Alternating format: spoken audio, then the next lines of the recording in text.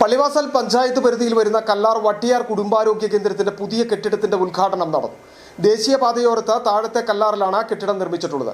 2018 പ്രളയകാലത്ത് പഴയ കെട്ടിടത്തിന് ബലക്ഷയം വന്നതോടെയായിരുന്നു പുതിയ കെട്ടിടം നിർമ്മിക്കുവാനുള്ള തീരുമാനം എടുത്തത്.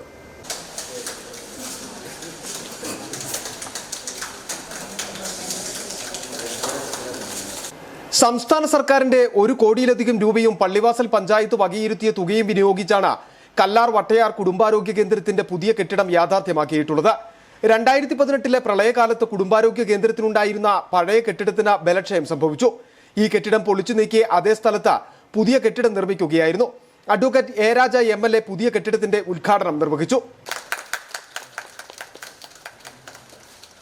നമ്മളെ സംബന്ധിച്ചിടത്തോളം PHC അല്ലെങ്കിൽ കുടുംബാരോഗ്യ കേന്ദ്രങ്ങളിൽ പരമാവധി ആളുകൾ നേരിട്ട് എത്തി ചികിത്സ നേടുന്ന ഒരു കേന്ദ്രങ്ങളാണ്. അവിടെ അടിസ്ഥാന സൗകര്യങ്ങൾ മെച്ചപ്പെടുത്തി കൊടുക്കണം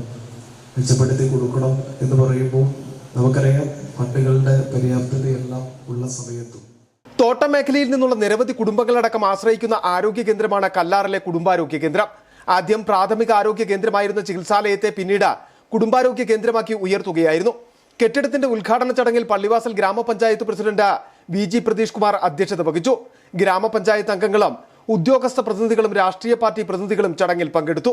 സിറ്റി വിഷൻ, അടിമാലി.